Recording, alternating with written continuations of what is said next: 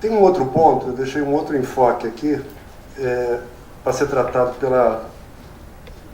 pela DPI-TV, né? Pela Associação de Produtores Independentes para a TV. Né? A gente tem a abrangência nacional, a gente tem o ingresso de novos associados toda semana e tudo, e esses associados nas 5 regiões do país, esses associados vêm buscar na associação nada menos do que o item que ficou entre a fala do Manuel e da Débora.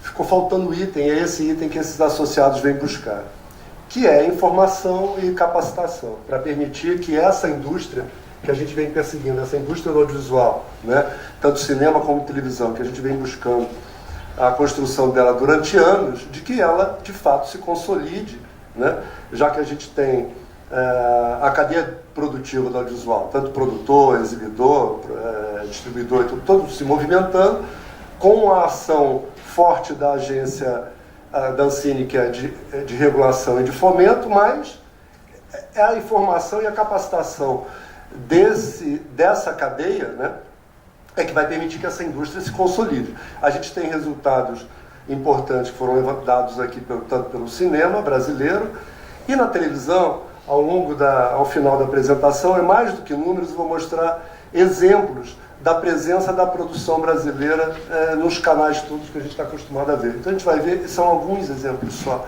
E isso é uma mudança fundamental, que o cinema brasileiro veio perseguindo a formação de plateia, né? Anos e anos trabalhando. A gente já teve alguns ciclos em que a gente teve esse público brasileiro presente no cinema, já alguns momentos de revés, e a gente agora está num momento, um crescimento que parece ser um crescimento permanente, e a Lei 12.485 fez também com que a produção, tanto o cinema, mas com a produção específica para a TV, também tivesse presente nos canais, tanto estrangeiro como nos canais brasileiros, que puderam se fortalecer com a lei. Um ajuda o outro. A presença do cinema, tanto nas salas de exibição como na televisão, vão ajudando essa formação de plateia e vai consolidando uma coisa que pouca gente acaba falando ou percebendo, que os hábitos de consumo desses assinantes que ingressaram na TV por assinatura, que fizeram esse patamar chegar a 17 milhões, mais da metade já pertence à classe C e D. O hábito de consumo audiovisual das classes C e D vem da TV aberta, e da TV aberta, sobretudo, trazendo a produção brasileira, né? Principalmente da novela brasileira. Esse hábito de consumo de produção nacional chega agora à TV por assinatura, assistente à TV por assinatura. Então, a lei cria pisos, né? Cria regulamento e cria pisos mínimos, mas os canais em geral, mesmo os estrangeiros, estão superando essas cotas mínimas, porque entendeu que ele tem que corresponder aos hábitos de consumo dessa população, desses assinantes que estão presentes hoje nas operações de TV por assinatura. E vários dos executivos dos canais repetem que a produção brasileira hoje, e a gente vai ver os exemplos, estão em horário nobre, não só por exigência da lei, mas porque trazem retornos de audiência superiores, inclusive, às produções estrangeiras. Então, essas coisas estão conjugadas, quer dizer, as coisas não são por acaso, não são por força da lei que se cria audiência, não é por força da lei que se reforça hábitos de consumo. Esses hábitos de consumo já pertencem à população brasileira e elas agora estão presentes na TV por assinatura.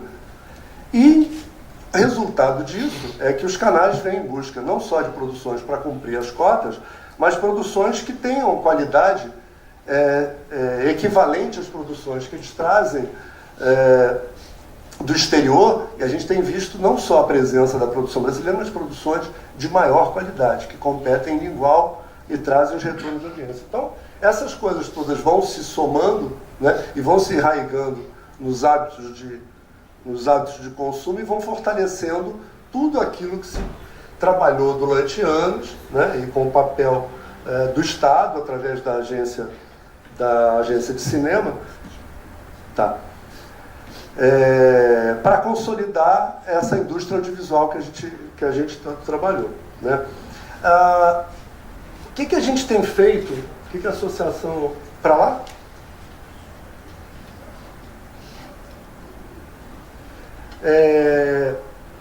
A associação tem 14 anos, né? Hoje a gente já tem mais de 360 associados.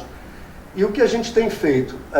A gente sabe que ainda a produção nacional, tanto de cinema como de televisão, está concentrada no eixo Rio e São Paulo. Nós temos buscado uma capacitação e uma requalificação dos produtores, principalmente levando as informações que são relevantes para eles poderem atuar no mercado, e a gente tem feito movimentos para fora do eixo Rio e São Paulo. Então a gente tem, agora mesmo, a gente acabou de fazer Salvador e fez Porto Alegre, e tem já a demanda de Natal e de Recife, em que a gente faz um movimento contrário, leva as informações e mesmo leva os executivos dos canais para rodadas de negócio, para esclarecimentos, compartilhamento de modelos de negócio para esses produtores, né? Então a nossa intenção e o nosso trabalho desse ano, que vai ser fortalecido no ano que vem, é de levar essa capacitação para o produtor local. A gente tem alguns... A lei 12.485 trouxe uma nova realidade, não só na questão da exibição, mas trouxe uma nova realidade nas relações entre produtor e exibidor ou programador, né? As novas relações são de âmbito negocial e de propriedade. Quer dizer, tanto as leis, quando se usa dinheiro público na produção, pela lei a gente tem que ter a propriedade, a participação majoritária do produtor em 51% pelo menos.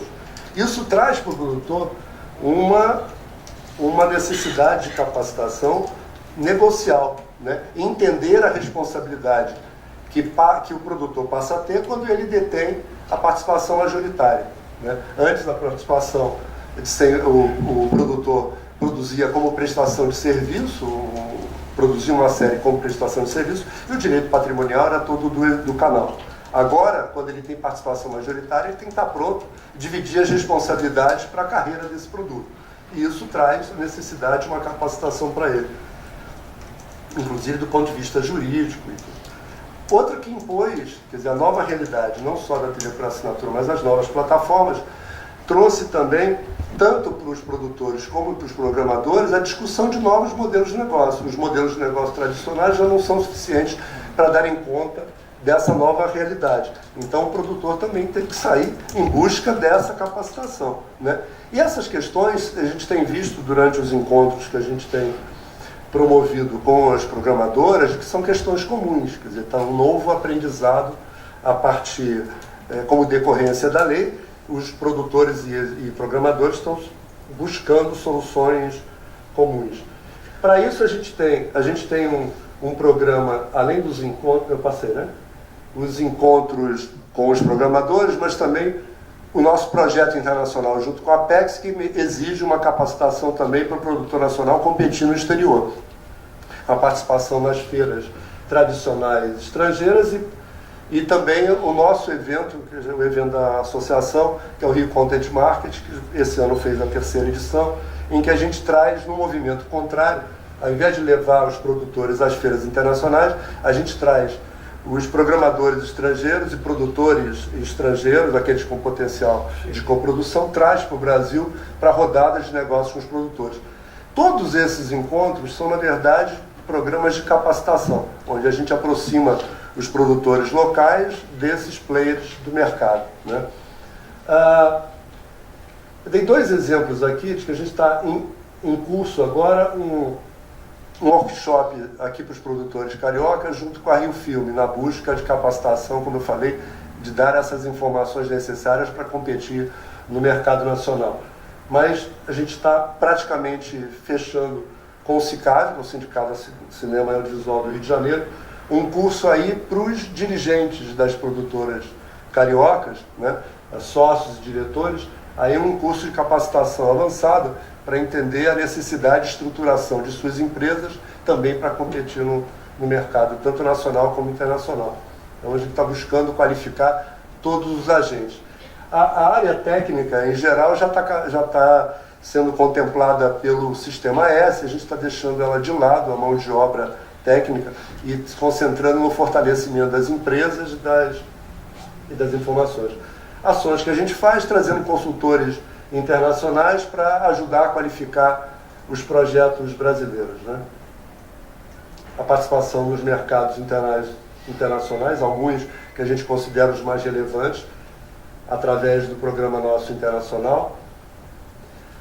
Canais, praticamente, se não todos, quase todos, e à medida que os canais, novos programadores vão surgindo, a gente vai trazendo para o encontro com os produtores, tanto no Rio, São Paulo e também nas regiões que eu falei, na busca de levar esses produtores esses programadores também para fora do eixo Rio-São Paulo.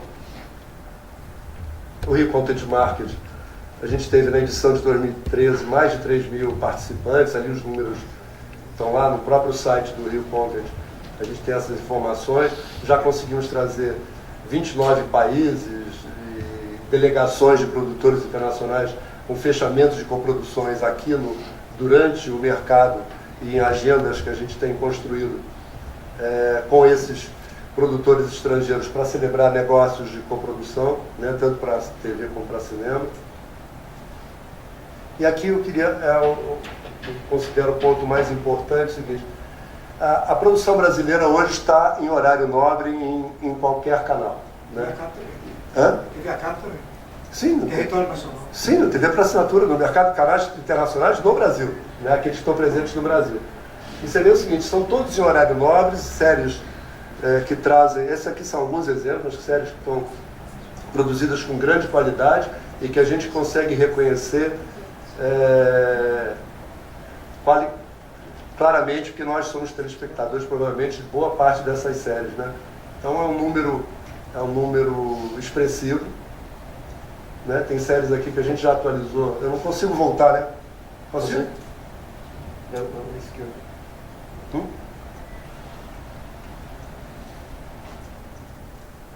Voltei. Então tem séries adultas, séries infantis. Agora eu não consigo passar ali para frente e para trás. Osmar, a primeira fatia de pão, estreou agora. Está programada já a estreia para novembro, mas já está chamada não. A Gabi Estrela acabou de estrear infantil. Enfim, são séries que estão no ar. FDP já passou. Nova série Mandrake. Enfim, a gente tem visto uma renovação dos canais. São todas séries que a gente reconhece e que estão no ar, né?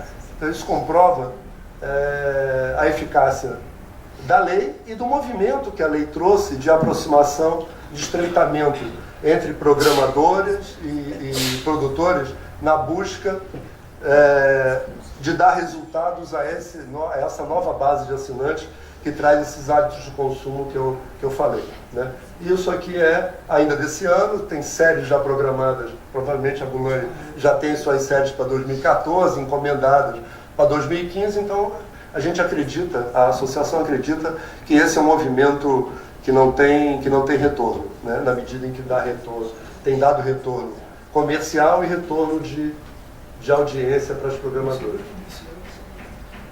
Muito bom, tá bom?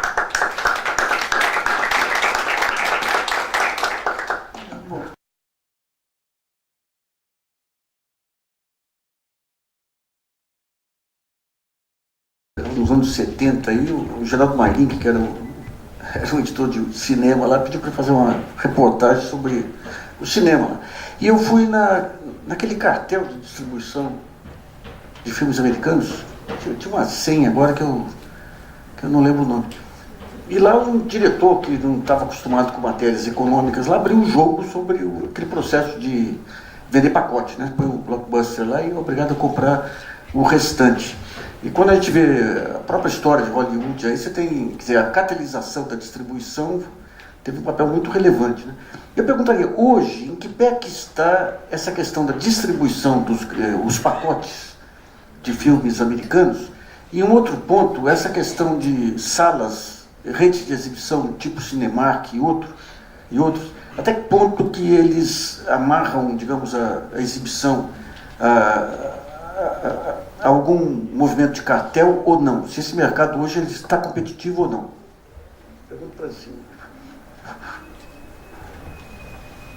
A venda de pacotes, ela ocorre sobretudo para o mercado de televisão, né? Das distribuidoras de cinema para as televisões no Brasil. Tanto as televisões abertas quanto os canais de televisão por assinatura, onde se pratica contratos de output deal, onde são feitos grandes acordos pelos quais as televisões têm acesso ao acervo de filmes controlados por essas distribuidoras. No mercado de sala de cinema, a operação ela é uma operação mais sutil. Não é exatamente uma venda de um pacote para o mercado de sala de cinema, mas é a força que essa distribuidora tem pelo fornecimento constante e regular de filmes a essas salas de cinema. Como o exibidor sabe que depende de receber de uma maneira regular a produção, os filmes disponíveis na carteira destas distribuidoras, para que possa fazer a ocupação da sua sala de cinema, acaba que esse fornecedor, para a gente descaracterizar um pouco e pensar isso em termos de outros mercados, esse fornecedor acaba adquirindo uma posição de força relativa no processo de programação dentro das salas de cinema. Isso, muitas vezes, coincide com um esforço dos executivos das distribuidoras em organizar o mercado em termos de datas. Não é que hajam acordos entre eles diretamente, mas um foge do outro quando há um grande lançamento pela frente, procurando um pouco alinhar os espaços de ocupação do mercado de salas de cinema. Nós temos vivido uma situação nos últimos anos, que é uma situação onde os filmes brasileiros, com uma capacidade maior de comunicação, não têm tido grande dificuldade na programação desses filmes nas salas. Eles têm conseguido programar e têm conseguido se sustentar na ocupação no mercado de salas. Aqui ou ali surgem questões com filmes de uma menor capacidade de competição, porque de outro lado há uma homogeneização do mercado de salas de cinema no país, que não é só no Brasil, no mundo inteiro essa homogeneização tem ocorrido, e essa homogeneização prejudica os filmes de menor lançamento, filmes que necessitariam de mais tempo de sustentação no mercado de salas de cinema, porque não tem características de evento, e que ficam prejudicados porque o mercado de distribuição em salas de cinema se transformou num mercado de eventos, onde os filmes são grandes eventos e portanto, carregam o público nessa toada. Havia uma segunda questão que você levantou. Essa questão de redes tipo Cinemark, até que ponto que exerce algum poder deletério de mercado? As grandes redes exibidoras, elas, eu falei um pouco do poder da distribuidora. As grandes redes exibidoras também acabam tendo um poder de negociar melhor os filmes para a ocupação das salas. Hoje a gente vive uma realidade onde situações que existiam no passado, de um exibidor pedir exclusividade na programação do filme na sua sala, para que não tivesse programado numa sala muito próxima.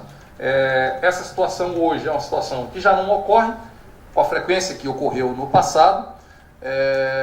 Portanto, a força dessas grandes redes, ela se localiza mais na negociação diferenciada de uma participação no ingresso, já que a participação dos exibidores é toda ela uma participação percentual junto aos distribuidores, se localiza hoje na negociação do valor de VPF pago pela distribuidora ao exibidor.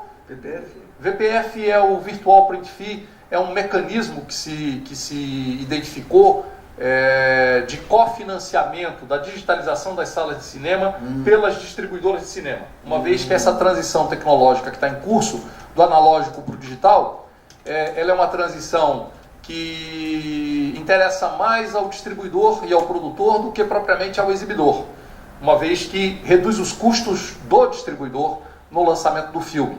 Portanto, o mercado, para agilizar o processo da digitalização, encontrou um caminho que era o antigo custo da cópia física, da cópia impressa, foi transformado num ativo contábil que é o que eles chamam de Virtual Print Fee, a cópia virtual, o pagamento pela cópia virtual, que é a entrega dessa cópia digital, que ajuda a remunerar o processo de transição do analógico para o digital nas salas de cinema.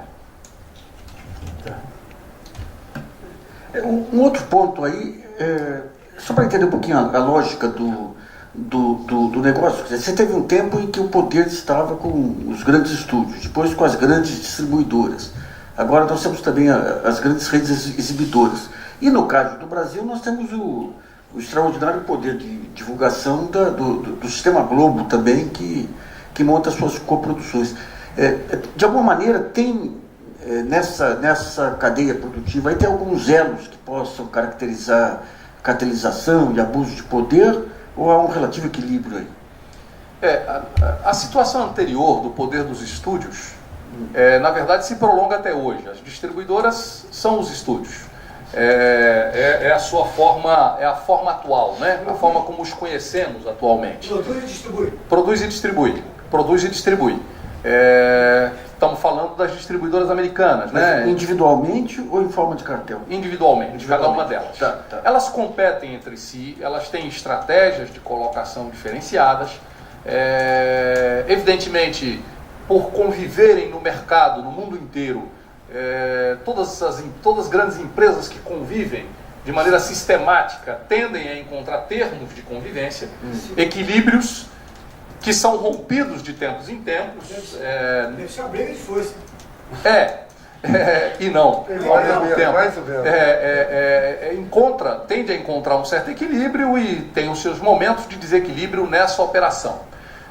O caso da Globo Filmes, ele é um caso diferente, porque ela não é um estúdio, não é uma distribuidora, é uma produtora que realiza participação em coprodução de filmes brasileiros, os mais diversos, que tem uma participação nos resultados e que mobiliza ativos das organizações Globo no processo de se inserir no ambiente da produção de filmes. A atuação da Globo Filmes, ela não há uma situação de articulação entre Globo Filmes, grandes distribuidoras. Eu diria que operam em chaves diferentes, tem melhor entendimento com algumas distribuidoras do que outras, tem momentos de maior proximidade, momentos de maior afastamento, mas a presença da Globo no ambiente da produção cinematográfica brasileira, na maior parte dos casos, ela é uma presença benéfica, porque significa a potencialização dos ativos de um grande grupo de comunicação brasileiro, no sentido da potencialização dos filmes brasileiros, que continuam a ser filmes de produção independente, em sua maior parte, ou melhor, na sua imensa maioria, e que, portanto, significa a potencialização da circulação desses filmes, a potencialização dos ativos dessas produtoras independentes, a potencialização das distribuidoras que se ocupam da distribuição desses filmes, e na medida em que houve uma transformação, as majors perderam importância e passaram a ter mais importância as distribuidoras brasileiras independentes, naturalmente, também foram as distribuidoras brasileiras independentes aquelas as mais beneficiadas no meio deste processo. Então, eu diria que não identifico aí traços de cartel, vejo como benéfica essa atuação da Globo Filmes, e eu desejaria, para o melhor funcionamento desse sistema, que nós tivéssemos uma Record Filmes, um SBT Filmes, uma Band Filmes. Nós desejamos que a TV Brasil tivesse uma atuação mais decisiva na produção de longas-metragens. É desejável para o país que os grupos de comunicação brasileiros, inclusive os públicos, tenham uma forte atuação também no mercado de salas de cinema. Porque a indústria cinematográfica, a produção de filmes de longa-metragem, ela é parte essencial da formação do valor na indústria do audiovisual mundial. Ainda que haja uma crescente importância da produção de obras seriadas e que haja ativos econômicos muito importantes na circulação de produção de obras para a televisão especificamente, a produção cinematográfica ainda ocupa o topo da cadeia de valor da produção de conteúdos audiovisuais no mundo, é decisiva na agregação de valor, inclusive para a televisão aberta, além da televisão por assinatura. Claro que tem seus elementos de concorrência com o esporte, o futebol em particular, mas o esporte como um todo. Claro que já há grandes operações de entretenimento de outro tipo de entretenimento, de outros formatos, que tem também a sua lógica a mover, mas o fato é que a indústria cinematográfica ainda condensa uma quantidade de valores e de riquezas que ainda ocupa o topo da cadeia de produção de conteúdos de ficção, particularmente de ficção no mundo. Me ocorreu um dado, seguinte, um diretor de uma rede de TV aberta no Brasil foi questionado o seguinte: por que não tinha a presença regular de filmes brasileiros na rede dele, né? E porque ele falou o seguinte, que ele estava à espera, aquilo que a gente está trabalhando, que tanto a Débora como o Manuel incisivamente demonstraram, o seguinte: ele estava à espera da regularidade da produção nacional. Por que ele comprava nos estúdios americanos? Porque ele sabia, para os próximos 10, 20 anos, ele sabia que os estúdios iam entregar X blockbusters, não sabia os nomes, mas ele sabia que tinha entrega. E com isso ele conseguia organizar e planejar a grade dele de programação por longo tempo. Agora, deixa eu ver, como que se conseguiu em 3 anos reverter uma market share das distribuidoras nacionais? O que teve aí para poder... Porque é uma mudança muito radical para 3 anos. Porque demanda conhecimento dos exibidores, demanda se criar um cardápio de filmes, é muita coisa. Aqui tem um fenômeno que contribui, é uma conjunção de fatores, né?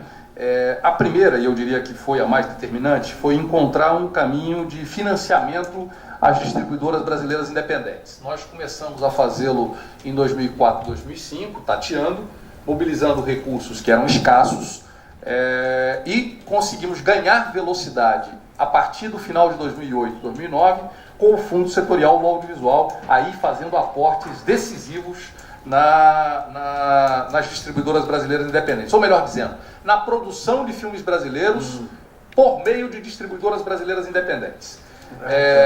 Bom, mas em que cenário nós atuamos? Nós atuamos num cenário em que estas distribuidoras brasileiras independentes, já existiam distribuidoras brasileiras independentes no país.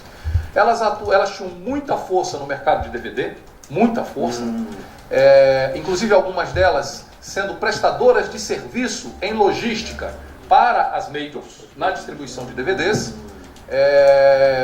Elas já vinham acumulando aqui ou ali incursões na distribuição de filmes brasileiros, com resultados interessantes. E, portanto, haviam essas distribuidoras, elas estavam instaladas. Nós o que fizemos foi fazer com que elas deslocassem o centro da atenção delas da distribuição de filmes estrangeiros da indústria independente americana e dos cinemas europeus e latino-americanos, para combinar a permanência dessa distribuição com a distribuição de filmes brasileiros, fazendo os filmes brasileiros o seu produto principal. Foi o movimento que ocorreu, por exemplo, com a Paris Filmes e com a Imagem Filmes. São duas independentes com uma forte atuação na distribuição de filmes estrangeiros e que mantém essa atuação, mas deslocaram o seu foco para a distribuição de filmes brasileiros. Nesse caminho também surgiram distribuidores que abraçaram a ideia de distribuir exclusivamente filmes brasileiros. A principal delas é a Downtown Filmes. E há um conjunto de outras pequenas distribuidoras que estão se posicionando no mercado. A Europa, a Play Art, a Califórnia, e outras menores que procuram essa atuação. Há que também destacar que as majors fizeram a sua atuação no mercado de filmes brasileiros através de um mecanismo da política pública, construída em 1993, na verdade anterior a 1993, mas foi potencializado em 93 e mais dinamizado em 2001 na criação da Ancine, que é o artigo 3º da Lei do Audiovisual. Por meio desse mecanismo, as companhias estrangeiras contam com recursos públicos para investir em produção independente. Isso fez com que de 2002 a 2009, 10, elas tivessem uma presença significativa na produção de filmes brasileiros, porque só então elas passaram a usar esse mecanismo que já existia antes, mas que elas não usavam porque não havia uma compulsoriedade. Mas a partir de 2001 houve uma compulsoriedade, em que se elas não usassem, elas tinham que pagar uma CID de 11% sobre as remessas ao exterior, elas passaram a utilizar. Foi daí que veio a importância delas, mas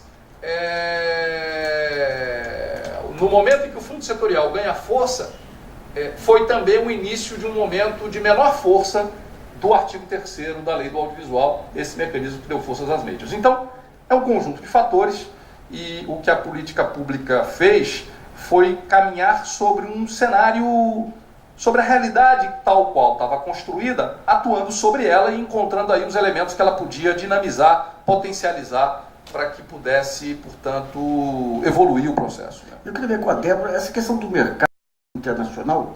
Qual é o caminho das pedras aí, em termos da linguagem, e em termos dos modelos de negócio?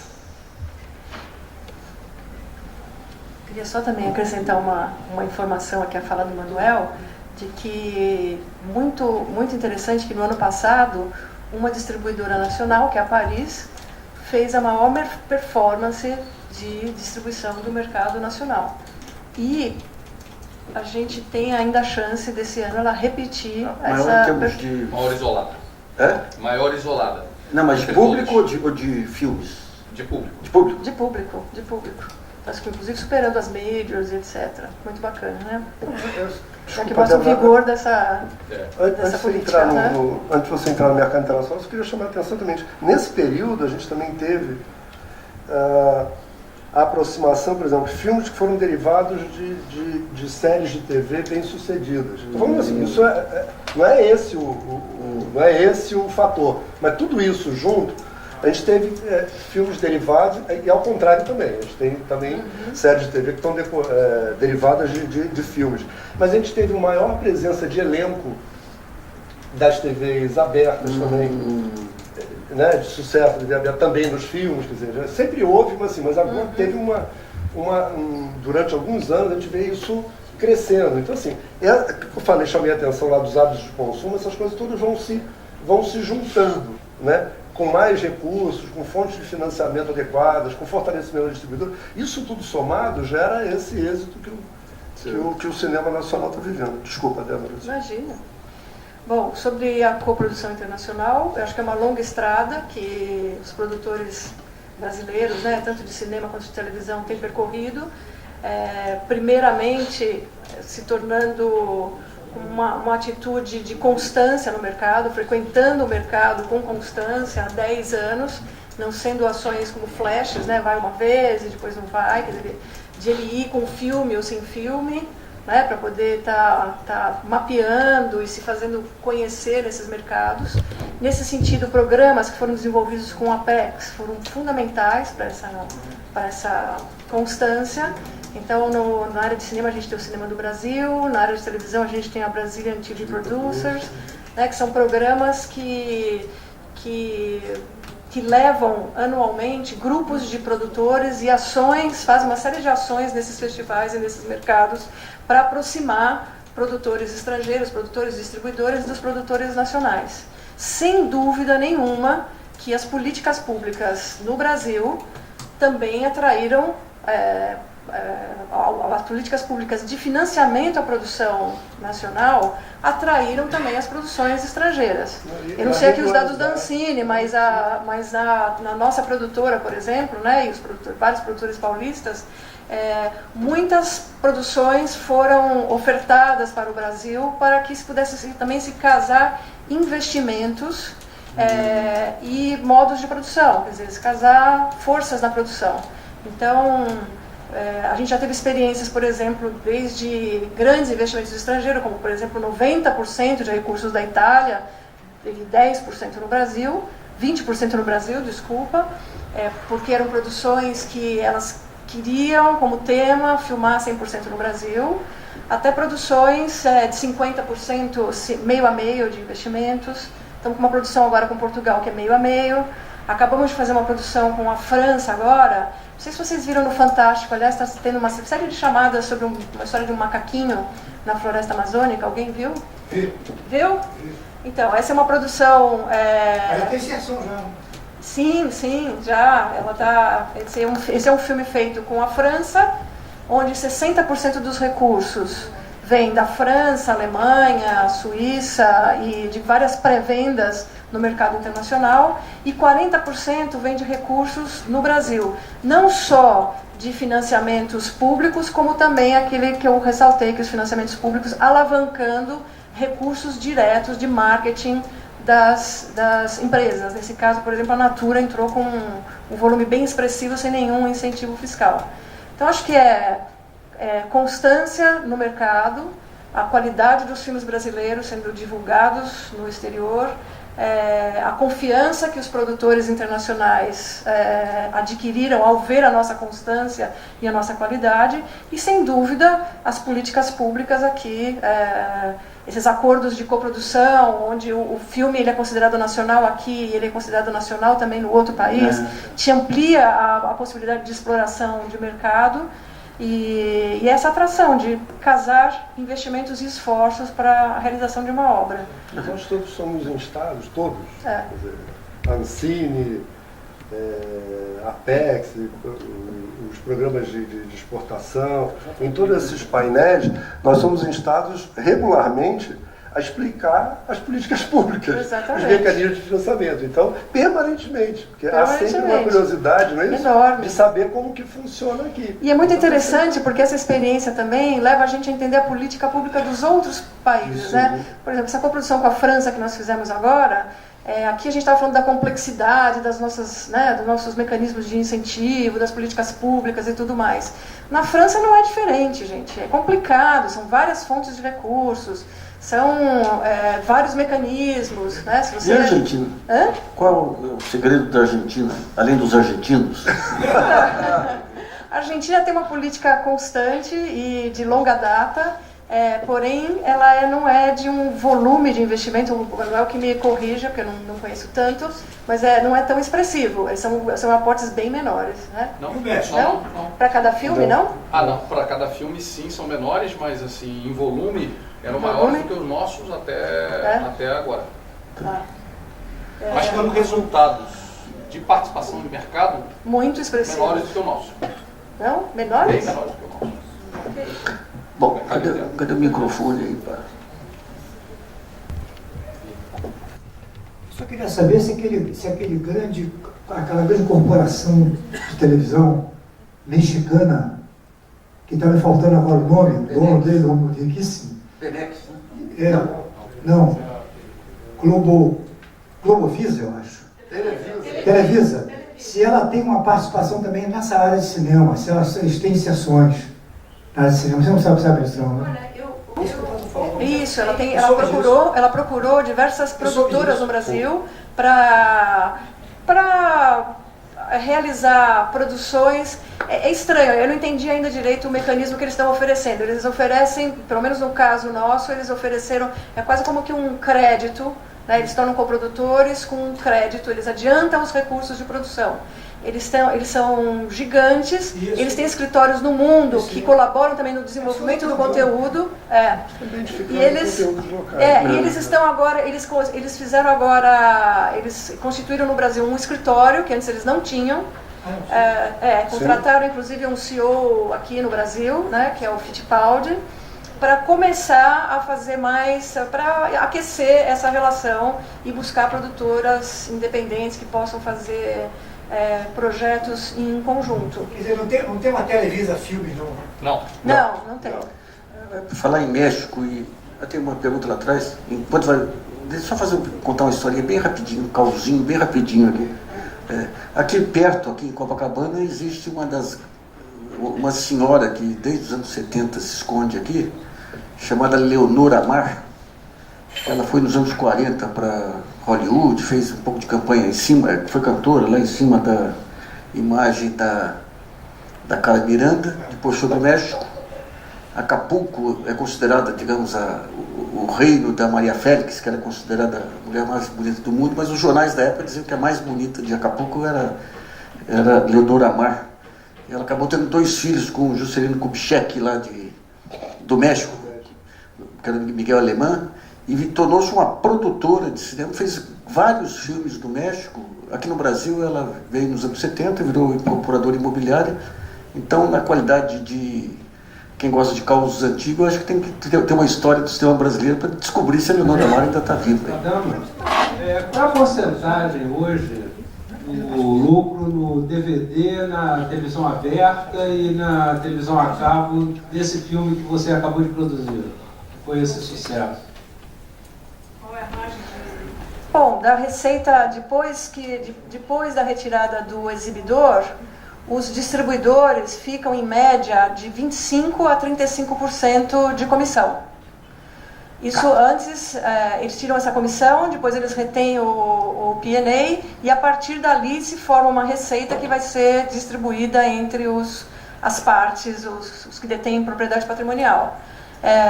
No DVD e televisão, em torno de 25%.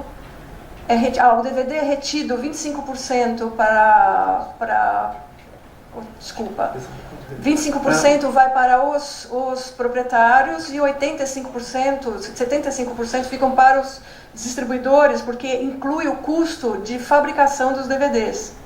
Na televisão, existe uma comissão de 25% também a 30%, que fica para o distribuidor, e o restante é distribuído entre os cotistas do projeto. É isso? Respondi? Porque você tem um bruto, você tira a comissão, você tira o investimento de P&A. O que sobra, ele é distribuído entre os cotistas. Aí nesses cotistas, estou eu, está o Funcine, estão todos os investidores, né? E aí vem uma cadeia de distribuição dessas receitas, que ela é longa, né? A minha pergunta seria só o percentual. Isso. Do resultado final. Por exemplo, em 100... Se você faturou 10 milhões com o filme, qual é o percentual na contribuição do DVD, da TV aberta e da TV a cabo? Desses 10 milhões. Desses 10 milhões, e do cinema você não se interessa em saber? Não, também. Quanto ele entra? É tudo, cinema. Então, cada segmento. Se você, no cinema, 55% mais ou menos é retido já com impostos e exibidores. Não, o que você recebe da receita final? Não, lucro, a receita final. Quanto foi de bilheteria? Do faturamento final, o que é? Quantos por cento que vem de bilheteria, quantos por cento de televisão? A dificuldade é porque é complexa essa quanto fica para mim, ela é complexa. No mercado internacional, eu tenho um dado aqui que está aqui. Preciso achar, peraí. Porque no Brasil... se você tirar 70%, é pouco relevante. Se você tirar 35% da comissão de distribuição, então 65% viria para o... Não é essa. Não é. É o seguinte, é que não está em percentual que eu vou te dizer aqui, tá? Mas na indústria americana, vamos supor, num faturamento total de 72 milhões de dólares, o mercado de salas de cinema nos Estados Unidos vai representar 15 milhões de dólares. O mercado de salas de cinema estrangeiro vai representar 35 milhões de dólares. O vídeo por demanda representa 500 mil dólares. O mercado de DVD representa 12 milhões de dólares. O pay-per-view, 500 mil dólares. O TV a cabo representa 5 milhões de dólares. Isso nos canais nobres, nos canais premium. Os canais básicos de televisão por assinatura significam 1 milhão de dólares. Ou a TV aberta, 3 milhões de dólares. Isso vai dar 72 milhões de dólares. Isso é o financiamento de um filme independente médio americano. Tá? Eu, infelizmente, não estou com o dado aqui em percentual. Mas você consegue, com os números que eu te dei, fazer os percentuais aí. Mas você vai ver que o mercado de salas de cinema responde por quase mais de 60%. Mais de 60% desse faturamento, né? Quando você vem para o Brasil, o resultado do faturamento de um filme que seja exitoso vai ser da ordem de 90% oriundo do mercado de salas de cinema. Todas as outras janelas são pouco expressivas no financiamento do filme brasileiro. O mercado de DVD tem uma participação, mas é uma participação pequena. De modo geral, mesmo antes do momento da pirataria, a participação já era pequena. Com a pirataria se tornou menor ainda, tá? Mas não tem a robustez do mercado de DVD, norte-americano. Você vê que o mercado de DVD norte-americano é muito expressivo. Era muito expressivo, né? Está declinando, mas era muito expressivo. Tá? Então você acha que no Brasil o que está faltando Você acha que o que está faltando no Brasil é essa robustez para que ele fature também no mercado de DVD, TV Não, eu não disse aberta? isso. Eu não disse isso. Não acho isso não. O que eu disse foi o contrário. Eu disse que no Brasil, o faturamento do filme brasileiro, ele é sobretudo no mercado de salas de cinema. As razões são mais da estruturação do mercado brasileiro. Ou seja, a televisão não tem um papel crucial no financiamento. A televisão por assinatura cresceu agora. A demanda, estão pagando melhor, estão remunerando melhor, mas também é relativamente pequeno diante das possibilidades do faturamento. Portanto, eu não acredito que esta distribuição ela vai melhorar, vai crescer um pouco a participação dos outros segmentos de mercado no faturamento do filme brasileiro. Mas vai crescer um pouco. Nada que altere o fato de que esse faturamento vai continuar sendo expressivamente oriundo do mercado de salas de cinema. Deixa eu falar até aqui, você falando, eu entendi melhor talvez a pergunta, que por exemplo, nesse nosso filme, a gente teve ali um faturamento global nas salas de cinema de 36 milhões, não foi? Isso. Na televisão a gente teve um faturamento de uns 4. É isso? Responde? É isso. E em DVD eu não posso te dizer ainda porque a gente está explorando ele agora. 10%. Né? 10%. Sabe? Legal? Eu queria saber Era isso, essa proporção, né? Era isso que Ele era isso que eu queria saber, se Tá. na TV aberta e na TV, quanto você faturou? 10%. É porque Ela acabou de dizer. 10%. Porque a lógica que a gente tem na televisão é que eles pagam alguns centavos, 17 centavos, se não me engano, por cada bilhete vendido. Ele é proporcional à bilheteria que você faz nas salas de cinema. Porém, lamentavelmente, eles colocam um teto pra gente. Então, se eu fizer 3 milhões e meio, se eu fizer 8, eu devo ganhar a mesma coisa na televisão, porque eles colocam um teto. Essa é uma barreira que a gente ainda está lutando para Trouxe quebrar. esse assunto para o conhecimento das pessoas exatamente por isso que ela falou. O exibidor não consegue na TV aberta ou canal fechado, e isso tem que ser rompido, porque é uma forma de faturamento também. O faturamento no mercado de sala de cinema foi de 36 milhões. Faturamento oriundo da TV aberta foi 4 milhões na sua primeira veiculação, né, na sua primeira janela. É mais de 10% do faturamento. Nesse exemplo que eu acabei de te mencionar, que é o exemplo do filme médio americano, a televisão aberta, é claro que a realidade do mercado de televisão dos Estados Unidos é diferente da realidade do mercado de televisão no Brasil. Lá o mercado de televisão por assinatura é mais robusto do que o mercado de televisão aberta. Ou melhor, eles entraram num estado de sinergia. A televisão aberta tem que concorrer também diretamente com o mercado de televisão por assinatura. Mas você vê que lá o valor gira ao redor de 5%. De 5% a 8%. Tá? Então, é uma situação mais ou menos equivalente. Não, isso é valor de mercado. Não tem Isso como. muda na Europa, porque as televisões têm um papel de financiamento da política pública de cinema. Então elas têm uma reserva de recursos que elas são obrigadas a investir do faturamento delas em produção de filmes de longa-metragem. Então as televisões europeias, elas acabam cumprindo um papel de financiamento da produção de longas-metragens. Eu queria só que vocês fizessem uma análise sobre a política de fomento a curtas, né, os documentários, e como é que está esse cenário para o futuro e também em relação a apoios a festivais temáticos. Alguns já existem no Brasil, outros talvez estão por entrar. Os curtas-metragens e os média-metragens, eles encontram hoje um lugar nesse mercado, sobretudo através das obrigações de carregamento de conteúdo brasileiro pelas televisões por assinatura.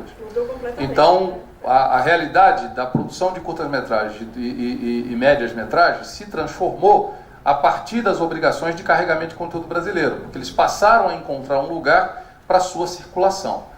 A Secretaria do Audiovisual mantém editais de apoio à produção de curta-metragem. Média-metragem não é um formato que seja alvo de política pública nem no Brasil, nem em lugar nenhum do mundo. Ela é uma ocorrência, mas não é alvo de política pública. O curta-metragem é alvo de política pública como espaço de experimentação, como espaço de inovação, de renovação da circulação. E festivais, o Ministério da Cultura, a Secretaria do Audiovisual mantém uma política de apoio a festivais, aos festivais de cinema, porque eles são espaços importantes de circulação da produção cinematográfica, espaço de debate, de reflexão, e passa por ali. Esse material ele vai ser editado e vai ser disponibilizado na internet, e daqui eu faço o convite que eu já tinha feito para vocês lá. Nós estamos montando um conjunto de grupos de discussão para temas relevantes, e um dos temas que nós estamos querendo enfatizar é essa questão do audiovisual e das indústrias criativas de uma maneira geral. A ideia é, em cada um desses pontos aí, colocar uma massa crítica boa de informações, trabalhos, decretos, estudos e tudo, e fomentar uma discussão que possa gerar notícias diárias ou periódicas aí, dando visibilidade para um tema que é da maior relevância, né? E estando aqui no Rio de Janeiro, a gente vai entender um pouquinho, talvez o período de maior sucesso do cinema brasileiro, que foi o período da Atlântica, a partir dessa captação aí de uma característica muito específica carioca, o humor carioca. E quando você está pensando em exterior, aí, esses fatores culturais da cara do Brasil, eles ganham uma relevância cada vez maior, né? Muita gente critica aí as comédias leves, né? Mas não tem profundidade, mas não tem que ter profundidade mesmo, tem que ajudar no lazer aí a trazer esse modo de ser, de fazer humor e tudo aí, né? Agradeço muito. Viva a diversidade, né? Viva a diversidade também, né?